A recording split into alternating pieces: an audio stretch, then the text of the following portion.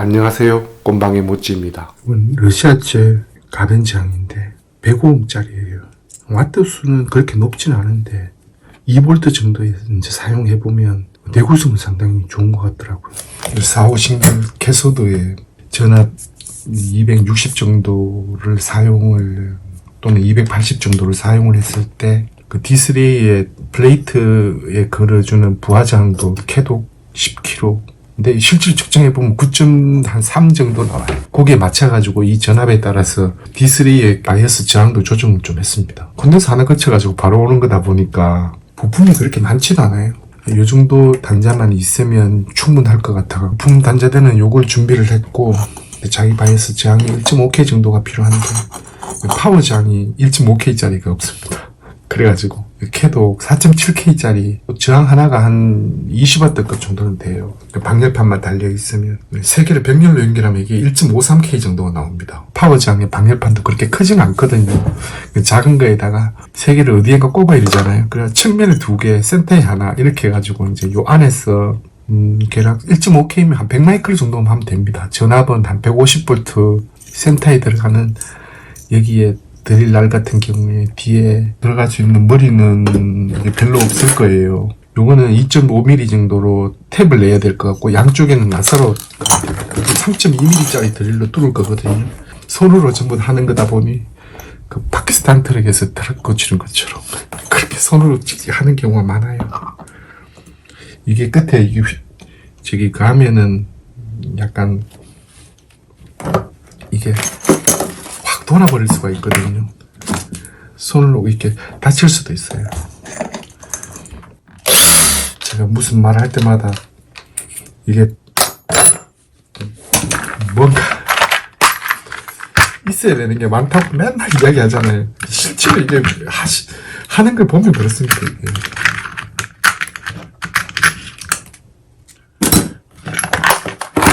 이런 거 가공하는데도 그냥 관통시켜주고 해야 될 거, 그 다음에 그거에 따라서 드릴 날도 3mm, 2.6mm 다르게 써야 되고, 그 다음에 또 탭을 또 내야 되잖아요. 스파이를 이 탭이 이렇게 이제 3개로 이루어진 이런 탭하고 좀 다른 거는 있더라고요. 요런 거는 나사 구경이 조금 안 맞아도 안쪽에 있는 축에 그 다이아가 작아서 그런지 약간 안 맞아도 이게 빡빡해도 태핑이 잘 됩니다. 이게 툴들이 되게 많이 필요합니다.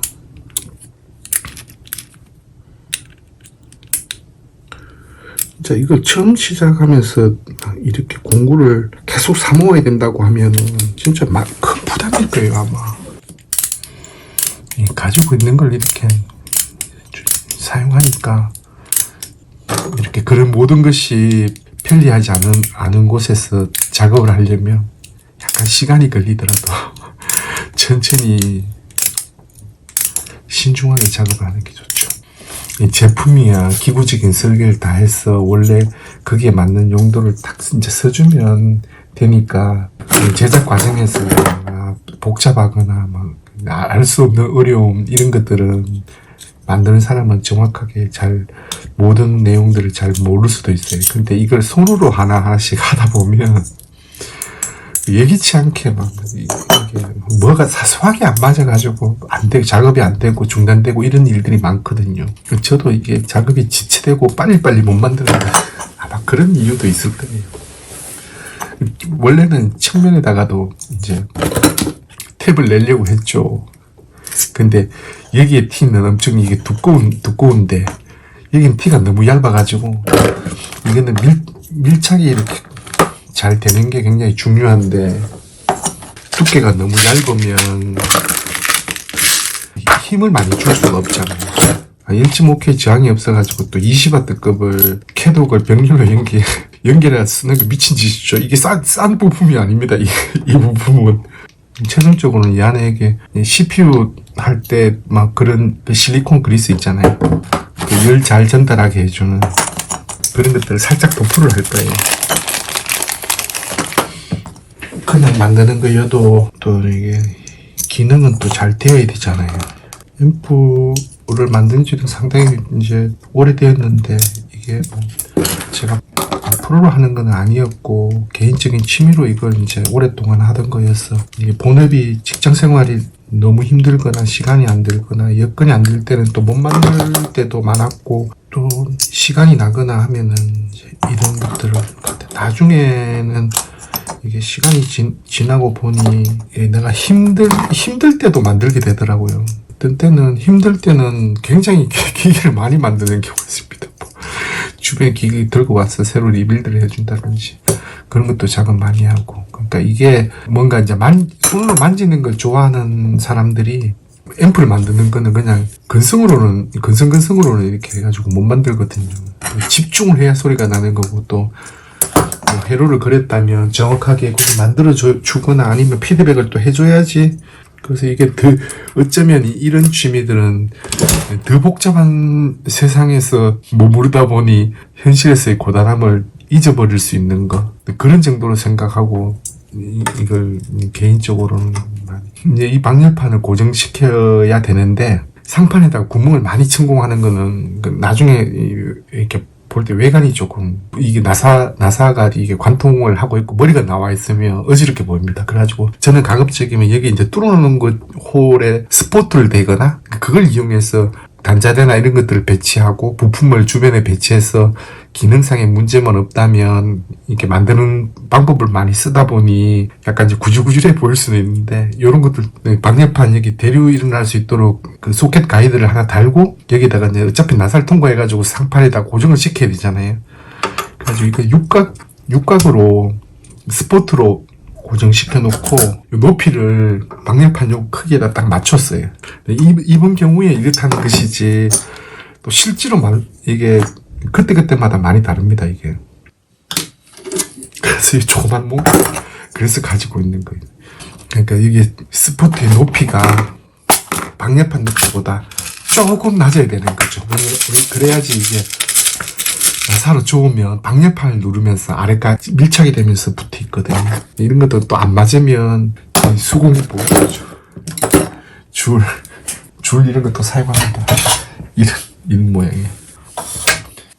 이게 뭐 속도전을 할 일은 아니어서 이런 작업을 해달라고 하시는 분들이 막 저한테 서두르거나 그러진 않거든요. 재촉하거나 그러지는 않고.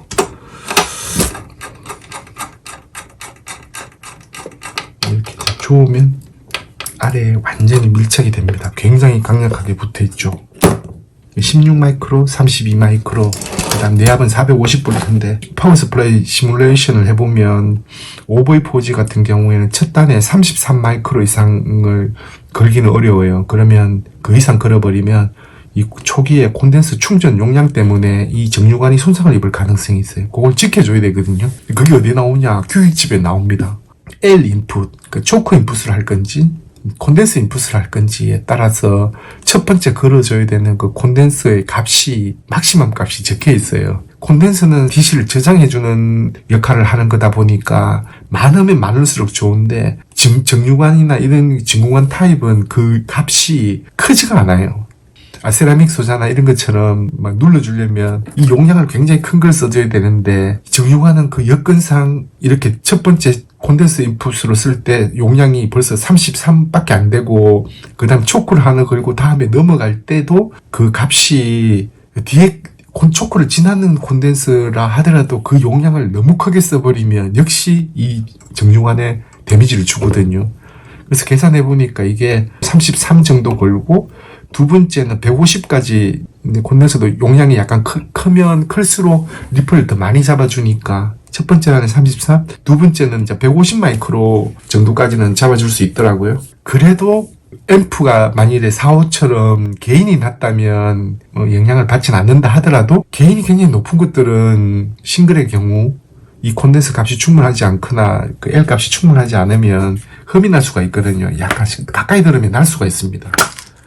나지 않는 게 제일 이상적이긴 한데 그게 만일에 아주 예민한 분들은 그런 노이즈도 견디기 어렵다. 나는 스피커 유닛에 귀를 최소한 1m 이내로 듣는다. 특히 PC 스피커용으로 쓰는 이런 분들, 풀레인지, 고감도 풀레인지를 모니터 옆에 두고 쓰시는 이런 분들은 그런 거 느끼거든요. 그러면 이런 사고 같은 이런 것들도 흠이 난다는 걸 느낍니다. 그러면 할 수 있는 방법이 여기서 콘덴서를 더 달면 정용환이 문제가 되니까 콘덴서를 늘리는 게 아니고 초크를 2단 정도로 쓰는 거죠. 그러니까 만약에 보통 뭐 우리 10hen리짜리를 많이 쓰는데 10hen리가 만약에 흠이 좀 난다. 10hen리는 약간 과다하다면 첫 번째 초크를 조금 작은 걸 써요. DCR이 좀 낮고 작은 걸 가령 한 5hen리 뭐 이런 걸 쓰고 콘덴서를 한 100마이크로 달고 그 다음에 10hen리를 달고 콘덴서를 또 달아주는 거죠. 그러면 두 번째 있는 콘덴서를 더 큰 걸 쓸 수가 있어요. 그 시뮬레이션 해보면. 그러면 훨씬 더 리플 전압이 낮아지죠. 실제로 스코프로 보면 무신호 시에 입력을 셔터 시켰을 때 나오는 그 현상이 실제로 그렇게 나옵니다. 10hen리를 하나 쓰는 것보다 뭐 5hen리 10hen리 또는 뭐 5hen리 이렇게 쓴다 하더라도 제일 마지막 중단에 콘덴서를 약간 값을 키워줄 수 있으면 한 개보다는 두 개가 유리해요. 근데 두 개를 쓰려면 또 크기가 커지잖아요. 그래서 그냥 그 자기 자신이 요 정도면 됐다. 요 정도면 듣는 게 가능하다고 하는 그런 수준이 있을 거예요. 그러면 거기에 맞춰서 앰프를 이제 손을 좀 보면 되죠. 그 겪어본 분들 중에서는 로드 같은 걸 굉장히 가까운 데서 들으시는 이런 분들도 계셨거든요. 그런 분들은 소리 한 단으로 초크를 웬만큼 높은 걸 그래도 소리 납니다. 흠이 살짝 들리거든요. 그래가지고 고민 되게 많이 하다가 결국 그 기기에는 초크를 2개를 썼어요. 10hen리짜리. 그러니까 많이 펴지더라고요, DC가. 여기는 좀 초크가 보이진 않는데 여기 사용할 수 있으면 내부에서 그냥 고정시켜 사용할 거고 이제 측면에서 이런 곳에서 따가지고 그냥 측면에 나무 베이스가 있으니까 또 이런 콘덴서를 쓰면은 이게 사실 증원 앰프에 뭐 전을 만드는 게 이게 복잡한 뭐 정전압이나 이런 것들이 아니다 보니 이런 게 있으면 단자탄 같은 게 특별하게 없어도 만들 수 D3의 3결로 사용하는 거니까 그리드에 스토퍼 저항 하나 대략 한 220이나 470 정도? 그 정도 하나 달아주고 그렇게 하지 않으면 고주파 발진이 일어날 수도 있어요. 요렇게 게인이 높은 관들은 100kg 볼륨을 이제 편의상 달아놨는데 이걸 뭐 풀로 틀어놓으면은 RCA에서 100kg로 그냥 바로 저항이 하나 내려오면 되고 내려올 필요도 없네요. 이거 그냥 저항을 쓰는 거니까 선만 그라운드로 내려오면 되고 플레이트에 걸어주는 부하 저항은 여기 바닥에 내가 샤시에다 부착을 해놨으니까 여기는 열이 좀 납니다. 많지는 않지만 주변에 열은 좀 상판에서 좀 날 거예요. D3 플레이트에서 4호의 그리드로 그 커플링 콘덴서 하나 넘어오고 커플링 콘덴서 지나가지고 220 또는 330 마이크로 정도 되는 걸 그라운드로 떨어주면 되거든요. 히타는 여기 양쪽에서 나와가지고 센터탭 빠진 105옴 저항으로 여기 거친 다음에 그냥 그라운드로 한 곳에서 모아서 1점 접지로 그냥 내려주면 됩니다. 복잡할 게 별로 없어요. 여기 고압에서 트랜스 1차로 들어갔다가 거선이 관에 공급이 되니까. 근데 핀 번호가 구분하기 쉬운 거는 굵은 핀 2개가 히타예요. HH 왼쪽부터 PG거든요. 지난번에 300B 어떤 분 실수하신 분 이게 헷갈려가지고 그러니까 1점 접지를 요 정도쯤에서 지금 홀을 다시 한번 뚫으려고 하는데 이거는 필요 없을 수도 있어요. 필요 없는 거를 뭐 주름주름 많이 달아놓는다고 해가지고 소리 잘 나는 것도 아니고 RCA 단자나 그런 것들은 요 바깥쪽에 있고 또 요 내부에 메탈을 달아달라고 했기 때문에 샤시에는 이 메탈가 박혀 있거든요. 예전에는 이 보드가 높은 출력, 낮은 출력 구분되어 있었거든요. 근데 요거는 교류전압 12V를 넣으면 이 정전압 IC 붙어 있죠. 그걸로 이 칩을 구동을 시키고 VU-메타 뒷면을 밝혀주는 불 그것도 이걸로 한꺼번에 쓸 수 있게 돼 있거든요. 보드에 사용할 만한 전원은 딴 거를 지금 사용하든지 해야 될 것 같아요. 추가로 기본적인 소리만 충분히 나면 나머지는 부가적인 해로 불과하니까 그런 문제는 없지 싶어요. 4.7K짜리 3개를 병렬 연결을 했어요. 중간에 끈 다리를 남겨둔 건 그냥 예전부터 제가 이게 갖고 있던 베이스 있거든요. 열전도 높이는 세라믹인데 이걸로 그냥 사용을 하고 있습니다. 파워장 열이 많은 곳에 이렇게 병렬로 연결하면서 이 사용하는 배선제 있잖아요. 배선을 할 때 좀 주의해야 될 게 있어요. 여기는 열이 되게 많이 나다 보니까 그 일반 PVC처럼 되는 PVC 피부 그런 것들은 약간 뭐 별로 좋지 않거든요. 때 많은 게 한 400도 부근인데 그 정도로 열이 나진 않지만 이게 댐 같은 것도 할 때 다리에 배선을 감아서 확실하게 배선을 좀 하시는 게 좋아요. 병렬로 그 1.5K 저항의 병렬로 교류가 통과할 수 있도록 달아줘야 되잖아요.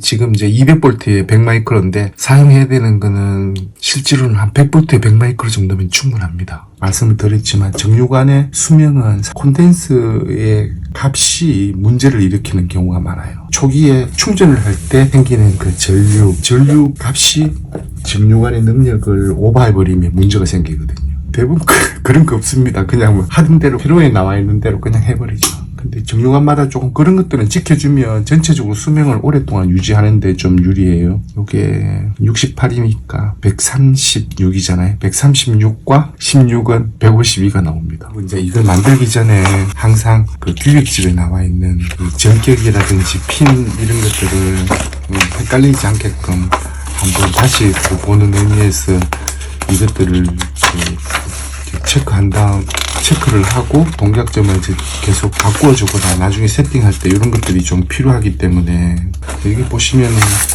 D3A가는 5극관인데 5극관을 3극으로 동작시켰을 때 특성을 보여주는 거거든요. 이게 보면 일반적으로 이제 제3그리드는 캐서드에 연결하고 세컨 그리드는 플레이트에 묶어두는 방법으로 사용합니다. 이 그리드는 어떻게 묶어주느냐에 따라서 똑같은 3결인데도 아마 특성은 조금 다르게 나올 수도 있어요.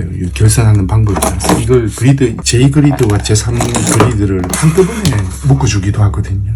일반적인 방법은 아닌데 그것도 3결은 아니라고 이야기할 수는 없어요. 왜냐하면 제일 그리드가 제일 안쪽에 감겨져 있고 두 번째, 세 번째 이렇게 감겨져 있는데 이 타입은 제일 안에 감겨져 있는 것만 제일 그리드로 신호 제어하는데 사용을 하고 나머지 그 다음에 감긴 거는 플레이트에 그 다음에 감긴 거는 캐소드에 묶는데 이제 이런 방식은 전자가 그 히트에서 튀어나오는 걸 그리드 1에서 제어를 하고 그 위에 뜨는 거를 플레이트 바로 제일 그리드 바깥쪽에 바로 플레이트가 붙어 있는 거랑 똑같잖아요. 그리드가 두 번째 감겨져 있으니까 1그리드는 신호를 받는데 사용을 하고 그럼 그 자리에서 가속이 급격하게 됩니다. 가속이 된 것 중에 돌아다니는 플레이트로 가지 못하는 걸 제3그리드에서 잡아서 캐소드에 그냥 접지를 시켜버리는 거거든요. 근데 이게 아마 대부분의 3결은 그런 방식으로 하는데 이게 그 플레이트의 구조와 3결의 특성에 가장 안정적으로 동작하고 제일 좋은 특성이 나오기 때문에 이런 방법을 사용할 거라고 생각을 해요. 특성이 갖고 나오는데 이게 동작점을 잡기 위해서 사용을 하는 거고요.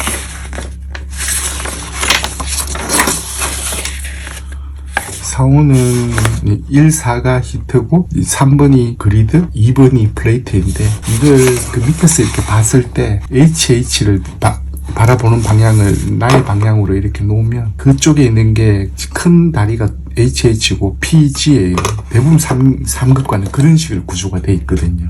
제가 275에 마이너스 56 또는 250에 50V 여기에 요런 동작점을 사용을 하려면 250에 마이너스 50이면 자기 바이어스로 하면 총 전압은 300V가 필요하고요. 이제 요런 거 같은 경우에는 331V 그러니까 약 330V가 필요한 거죠. 저는 탭이 260 양파와 280 양파가 나오는데 대략 한 1.15 정도쯤 하면 280을 사용을 하면 초크를 걸고 했을 때 나오는 R은 300V 정도밖에 안 돼요. 그래서 이거는 300V 동작점을 사용할 거고 사실 이게 뭐 꼭 이 지점이 아니면 안 되냐 그런 것도 아니에요. 이 사이에 어떤 곳에 있어도 상관이 없거든요.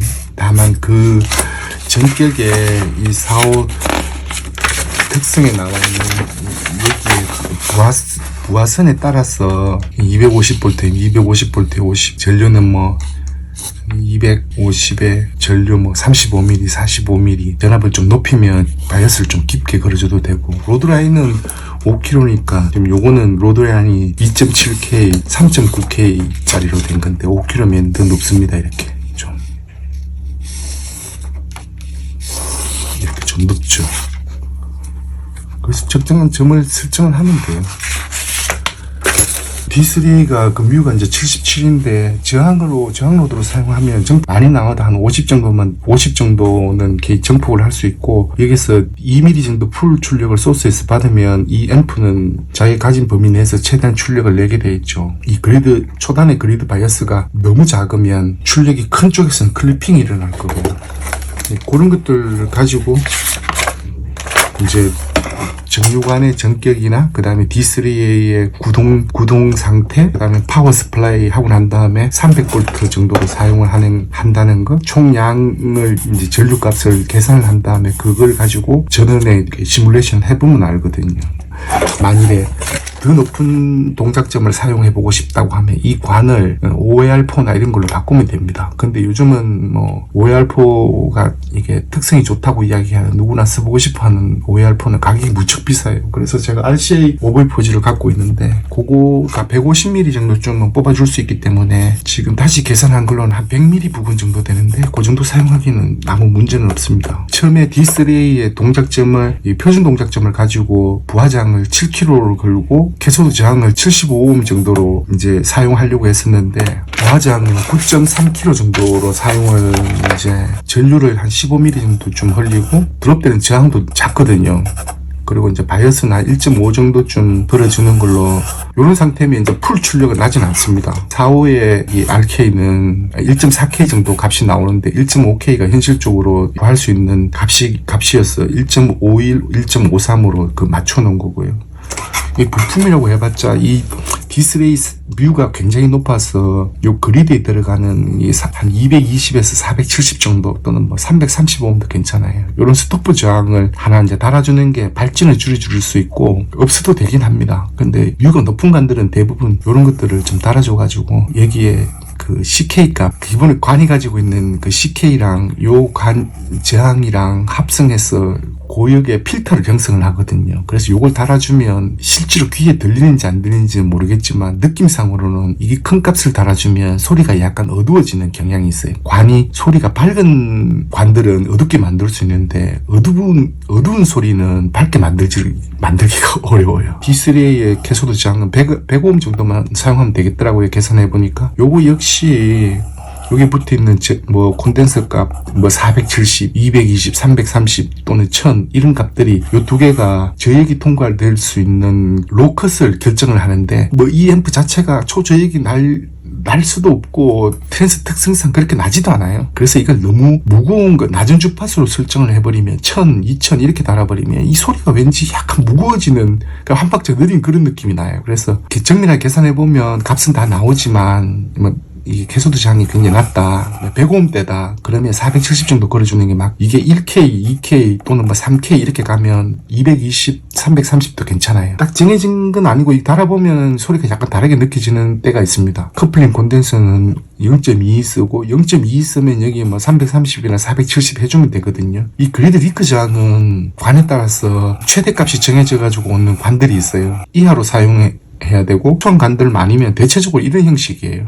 0.2와 470K는 역시 또 통과될 수 있는 그 필터를 형성하기 때문에 요것도 너무 값이 작으면 요거 좀 높은 거 1메가 2메가 이렇게 써도 되고, 옛날의 앰프들은 대부분 요거 콘덴서 용량이 높은 게 가격이 비쌌기 때문에 이 값을 높은 걸 써요. 가능하다면. 근데 0.2 요즘은 콘덴서가 이렇게 올해 한 4, 50년 전보다는 그렇게 비싼 편에 속하지는 않거든요. 그래서 적정한 값을 사용하면 되고, 이걸 너무 높은 값, 수마이크로 되는 거나 수마이크를 쓰고 여기에 너무 낮은 값을 쓰거나, 아니면 여기에 낮은 값을 쓰고 여기 리크 저항을 높은 값을 쓰거나, 결국 한식으로 계산을 하면 값은 똑같이 나오지만, 제가 생각하기에는 이 커플링 콘덴서 값을 너무 높은, 용량이 큰 거는 가격이 우선 비싸고, 또 이 높은 콘덴서 값으로 인해서 주파수가 위상이 변해요. 너무 모타의 기동 원리를 생각해 보시면 아실 겁니다. 오디오 진호 속에 여러 가지 주파수가 있는데 그 주파수 중에 일부를 통과되는 속도를, 위상을 처지게 만들어 버리거든요. 이것도 너무 높은 값보다는 적정한 값을 쓰시면 0.1에서 0.33, 0.47